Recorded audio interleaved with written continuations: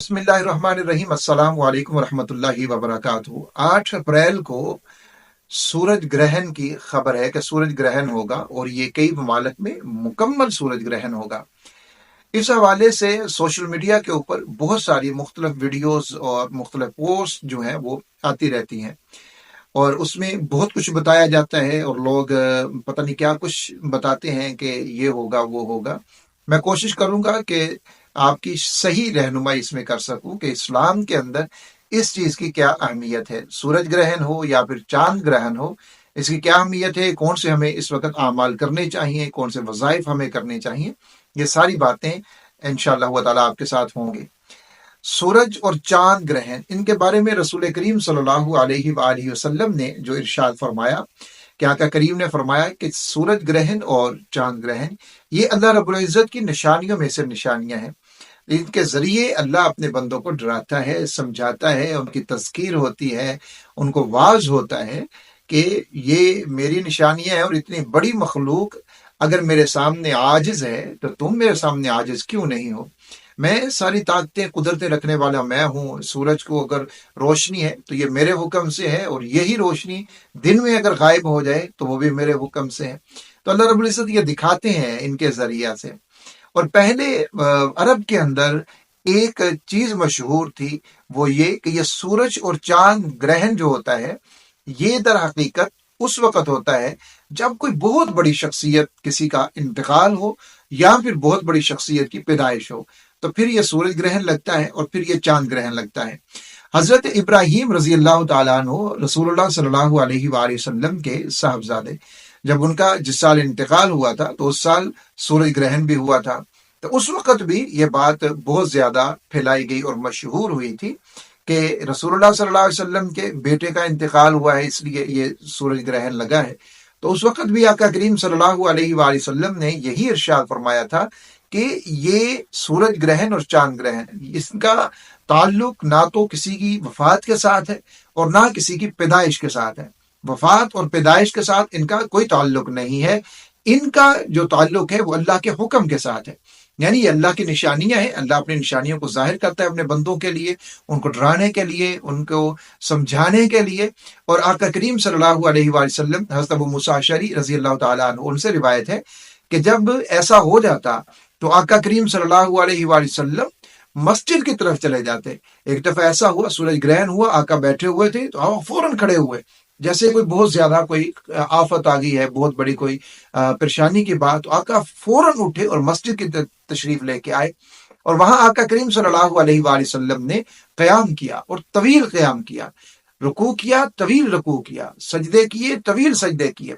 और आका अलैहिस्सलाम ने फिर ये इरशाद फरमाया कि ये सूरज और चांद, ये ग्रहण जो है, ये अल्लाह की निशानियों में से निशानियां हैं।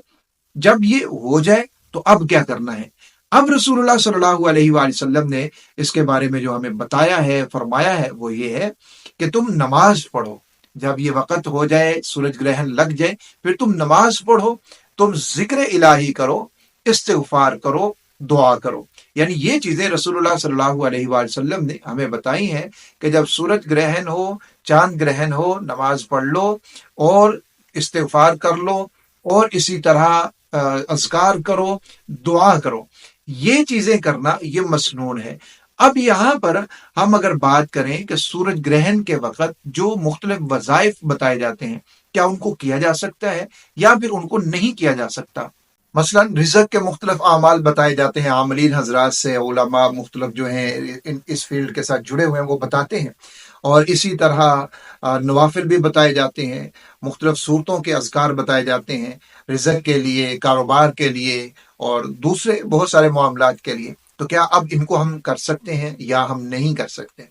इसमें इस बात को समझ लीजिए जो मैंने आपसे पहले अर्ज़ किया है हदीस के मुताबिक कि रसूलुल्लाह सल्लल्लाहु अलैहि वसल्लम ने जो फरमाया कि इस वक़्त में, यानी ये जो वक़्त है सूरज ग्रहण का, नमाज अदा करो, जिक्र अज़कार करो और इस्तिग़फ़ार करो, दुआ करो। ये चीजें आका अलैहिस्सलाम ने बताई हैं। अब इसी जिक्र अज़कार में, इसी दुआ में, इसी इस्तिग़फ़ार में अगर किसी का कोई मुजर्रब वजीफा हम कर लेते हैं तो उसमें किसी तरह का भी कोई भी मज़ाइका नहीं है, कोई भी इसमें मानियत नहीं है, कोई रुकावट नहीं है। हाँ, अगर उसको यूं समझ के किया जाएगा کہ یہ جو وظیفہ ہے اس کو اس وقت میں کرنا یہ مطلب سنت ہے، یا اس کو خام خام رسول اللہ صلی اللہ علیہ وآلہ وسلم کی طرف منسوب کر دیا جائے گا تو پھر اس میں ممانعت بھی ہے اور پھر وہ غلط بھی ہو جائے گا، پھر تو اس کو بالکل بھی نہیں کرنا چاہیے، کیونکہ جو عمل رسول اللہ صلی اللہ علیہ وآلہ وسلم نے کیا ہے اس کو ہم کریں گے، سنت ہے، اور جو آپ صلی اللہ علیہ وآلہ وسلم نے نہیں کیا اس کو آپ کی طرف منسوب کر دینا یہ بہت بڑا گناہ ہے، اس لیے منسوب نہ کریں۔ اگر کوئی آپ کو بتاتا ہے، کوئی عالم بتاتا ہے، کوئی عامل بتاتا ہے اپنے تجربے کی روشنی میں کہ اس وقت میں یہ سورت کو اتنی دفعہ پڑھا جائے تو خیر و برکت ہوتی ہے، رزق میں برکت، رزق میں وسعت ہوتی ہے، تو پھر اس کو کرنے میں کسی طرح کا بھی کوئی بھی مذائقہ نہیں ہے۔ جس طرح ایک بہت بڑا مشہور عمل ہے اسی حوالے سے، جب سورج گرہن لگتا ہے اس میں کیا جاتا ہے، اور اس کی وجہ سے اللہ رب العزت اس کی برکت سے لوگوں کو ان کے رزق میں برکت بھی دیتے ہیں، وسعت بھی ہوتی ہے، اور بہت سارے ان کے کام بن جاتے ہیں۔ کام بنانے والی ذات تو اللہ رب العزت کی ہے، اور اس عمل سے اللہ رب العزت کی رحمت متوجہ ہوتی ہے اور برکتیں متوجہ ہو جاتی ہیں۔ اور وہ عمل اس طرح سے کیا جاتا ہے کہ جب سورج گرہن ہوتا ہے تو نماز کسوف ادا کی جاتی ہے، یعنی جو نوافل ہوتے ہیں سورج گرہن کے ان کو اچھے طریقے سے ادا کیا جاتا ہے، پھر استغفار توبہ کی جاتی ہے اللہ رب العزت کے حضور، پھر وہیں پر بیٹھے ہوئے درود شریف کو پڑھا جاتا ہے 11 مرتبہ۔ اس کو سمجھ لیں، اگر آپ کرنا چاہیں تو اس کو کیجئے گا، انشاءاللہ بہت زیادہ اس کے فوائد آپ کو حاصل ہوں گے۔ 11 مرتبہ درود شریف پڑھا جاتا ہے اول، اور پھر 101 مرتبہ سورہ قریش کو پڑھا جاتا ہے، 101 مرتبہ سورہ قریش کو پڑھا جاتا ہے، 30ویں پارے میں ہے، مختصر صورت ہے، آسانی سے پڑھی جا سکتی ہے۔ اور پھر 11 مرتبہ سورۃ الکوثر کو پڑھا جاتا ہے، پھر 11 مرتبہ سورۃ الاخلاص کو، اور پھر آخر میں 11 مرتبہ درود شریف پڑھا جاتا ہے۔ یہ عمل مکمل کر کے پھر پورے یقین اور بھروسے اور توکل کے ساتھ اللہ رب العزت سے اپنی حاجت کے لیے، اپنی ضرورت کے لیے دعا کی جاتی ہے۔ آپ وہ دعا اپنے رب سے آپ نے کرنی ہے، اور اس دعا میں آپ اپنے رب سے جو چاہے مانگ لیں۔ آپ کی جو ضرورت ہے، خاص ضرورت ہے، اس کو سامنے رکھیے، جو عمومی ضرورتیں ہیں ان کو آپ سامنے رکھیے، کاروبار کے لیے آپ کر رہے ہیں کاروبار کو سامنے رکھیے، رزق میں وسعت اور برکت کے لیے کر رہے ہیں تو اس کو سامنے رکھیے، آپ شفا کے لیے کرنا چاہتے ہیں اس کو سامنے رکھیے، دشمن سے حفاظت نجات کے لیے کرنا چاہتے ہیں، قرض سے نجات کے لیے کرنا چاہتے ہیں، یعنی کہ جو بھی آپ کی جائز حاجت ہے، ایک حاجت ہے یا پھر وہ 2 حاجتیں ہیں یا 100 حاجتیں ہیں،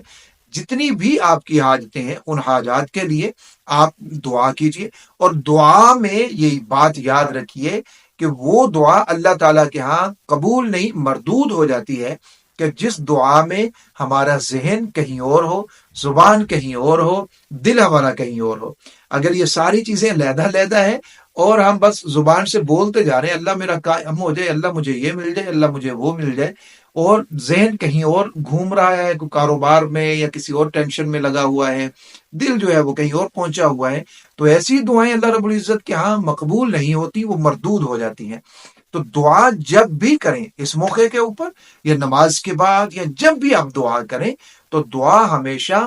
اسی ارادے کے ساتھ اور اس یقین کے ساتھ کیا کریں کہ میں جو دعا کر رہا ہوں اس کو میرے رب نے قبول کرنا ہی کرنا ہے، یعنی اللہ تعالیٰ نے اس کو ضرور قبول کرنا ہے۔ آپ یقین کامل کے ساتھ جب دعائیں کریں گے تو اللہ رب العزت ان دعاؤں کو قبول فرمائیں گے اور عطا بھی فرما دیں گے، جب دعا یقین کامل کے ساتھ ہوگی۔ اور جب دعا یقین کامل کے ساتھ نہیں ہوگی تو پھر ہم جتنا مرضی مانگتے رہیں پھر ہمیں وہ نہیں ملے گا۔ تو بہرحال آپ اس میں مختلف وظائف اور اعمال کر سکتے ہیں جو درست ہیں، ان میں کوئی غلط چیز نہ ہو، یعنی کوئی ایسے جنتر منتر نہ کیے جائیں جو کہ شریعت کے خلاف ہوں، کہ ایسی عبارات نہ پڑھی جائیں جن کے اندر شرک موجود ہو۔ قرآن و سنت سے جو چیزیں ملتی ہیں، دعائیں ملتی ہیں، اذکار ملتے ہیں یا صورتیں ہیں قرآن مجید کی، ان کے اگر کوئی وظائف کو بتا دیتا ہے اس موقع کے اوپر تو اس میں کرنے میں کسی طرح کا بھی کوئی بھی حرج نہیں ہے۔ اللہ تعالیٰ سب کو اپنے حفظ و امان میں رکھے، تمام تر ضروریات اور حاجات کو اللہ رب العزت اپنے غیب کے خزانوں سے ہمیشہ پورا فرماتا رہے، ہر ظالم کے ظلم سے، شریر کے شر سے، حاسد کے حسد سے اور جادوگر کے جادو سے میرا اللہ آپ سب کی ہمیشہ حفاظت فرمائے۔ آپ کی آل، آپ کی اولاد، آپ کے عزیز و قارب رشتہ دار سب کے اوپر میرا اللہ اپنا خاص فضل، اپنا کرم، اپنا رحم ہمیشہ رکھے، اور آپ کے کاروبار میں، رزق میں ہمیشہ میرا اللہ برکتیں نازل فرماتا رہے، اور کبھی بھی زمانے میں کسی کا محتاج میرا اللہ آپ کو نہ کرے، اپنے خزانوں سے ہمیشہ عطا فرماتا رہے۔ آمین یا رب العالمین بجاہ النبی الکریم الامین۔